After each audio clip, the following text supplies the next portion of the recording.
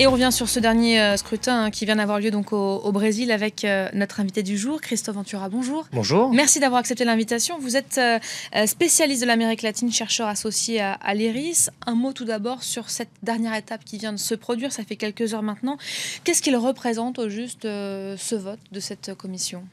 Le point de départ d'une procédure très incertaine. À l'heure où on se parle, en fait, ce résultat n'est pas tellement une surprise. La constitution de cette commission de 65 députés était plutôt faite à la main du président de la Chambre des députés, M. Eduardo Cunha, qui est en fait un opposant notoire à Mme Rousseff.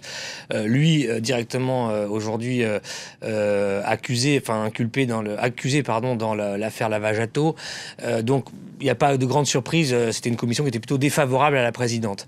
Mais maintenant, une procédure commence qui va être compliquée, qui est incertaine parce que tous les cas de figure, tous les scénarios sont possibles du fait du système politique brésilien qui permet des alliances et des ruptures d'alliances politiques entre un nombre de formations tout à fait important. Il faut savoir qu'il y a 25 partis politiques qui sont dans le Congrès au Brésil, l'Assemblée nationale, la Chambre des députés et le Sénat, et qu'on va assister maintenant à des négociations tous azimuts pour faire et défaire des coalitions. On imagine même que ça a déjà commencé. Ça a déjà commencé depuis plusieurs semaines. Absolument, la prochaine étape, a priori, ce sera dimanche, le vote de la Chambre basse. Voilà, donc le vote sera plénier cette fois-ci. Il faut que les 2/3 des députés se prononcent en faveur de la destitution, donc confirmant la commission, pour qu'ensuite, donc 2/3, ça fait 342 députés de l'Assemblée. Il faut que ces votes aient lieu. Il faut qu'il y ait 342 voix pour.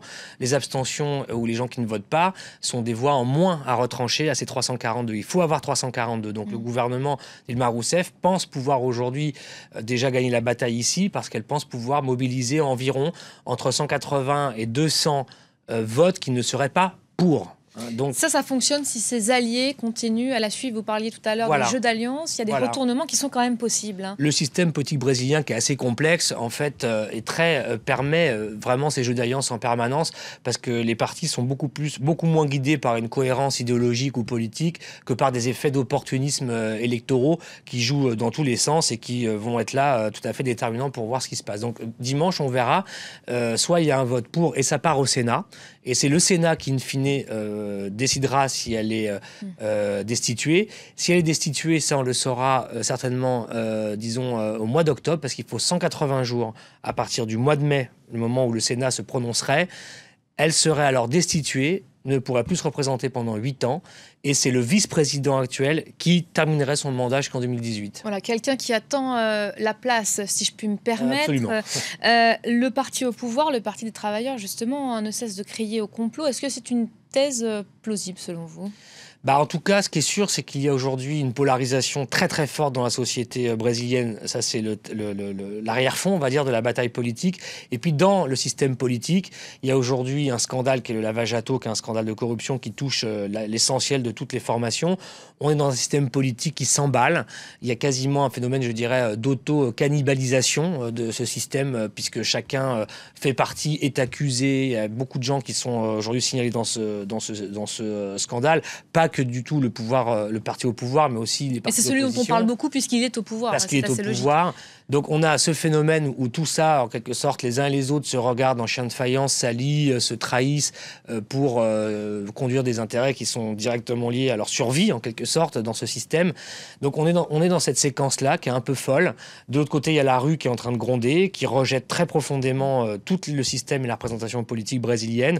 Et c'est pour ça qu'on est dans cette incertitude. L'autre personnalité dont on parle beaucoup ces derniers jours, évidemment, c'est l'ancien président, Lula da Silva. Lui, qu'est-ce qu'il risque Son entrée au gouvernement, il semble toujours y croire. Ça vous paraît pas compromis Elle est toujours suspendue à la décision de la plus haute instance judiciaire brésilienne. Mais lui semble y croire. Lui semble y croire. Il est à la manœuvre d'ores et déjà, puisque c'est lui qui, aujourd'hui, au moment où on se parle, a commencé des négociations et des pourparlers avec, justement, plusieurs partis des 25 qui sont présents dans le gouvernement. Et c'est lui qui rassemble la rue. Hier soir à Rio, c'était lui. Absolument. Donc il est déjà revenu en politique. En réalité, c'est ça la conclusion. Il est revenu en politique. Il mobilise, il négocie pour obtenir les votes qui permettra à Dilma Rousseff de ne pas être destituée, avec tout un tas de partis qui pourraient rejoindre l'alliance autour du Parti des travailleurs. Donc il est déjà là et on attend du tribunal suprême fédéral, donc la plus haute instance judiciaire, si elle accepte ou pas qu'il rentre directement au gouvernement. Et c'est aussi cette instance, d'ailleurs, devant laquelle il sera entendu pour les faits qui ont été signalés par le juge Moreau, qui lui a été destitué par ce tribunal du Kadoula. Vu le contexte, cette crise sociale, ces scandales à répétition dans lesquels les hauts dirigeants de la gauche sont empêtrés, est-ce que la transition n'apparaît pas inéluctable? Alors, vous savez, en fait, tout ça peut paraître un peu compliqué, mais finalement, ça ressemble un petit peu à l'affaire Elf qu'on a connue en France il y a plusieurs années.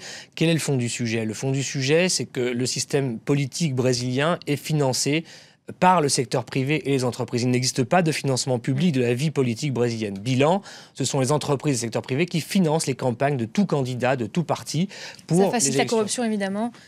Ça la facilite et on pourrait même aller jusqu'à dire que ça instaure la corruption comme modèle d'organisation de la vie politique au Brésil. Ce qui est reproché au PT, c'est de ne pas avoir changé ce système, mais ce système s'applique et sévit pour tous les partis aujourd'hui. Et ce qu'on peut espérer, ce qu'on doit espérer, c'est qu'évidemment, au moins de cette crise, surgisse un assainissement de la vie publique brésilienne. Et c'est de toute façon la seule porte de sortie possible, y compris pour le pouvoir aujourd'hui à Brasilia. Merci beaucoup Christophe Ventura pour l'éclairage, cette analyse.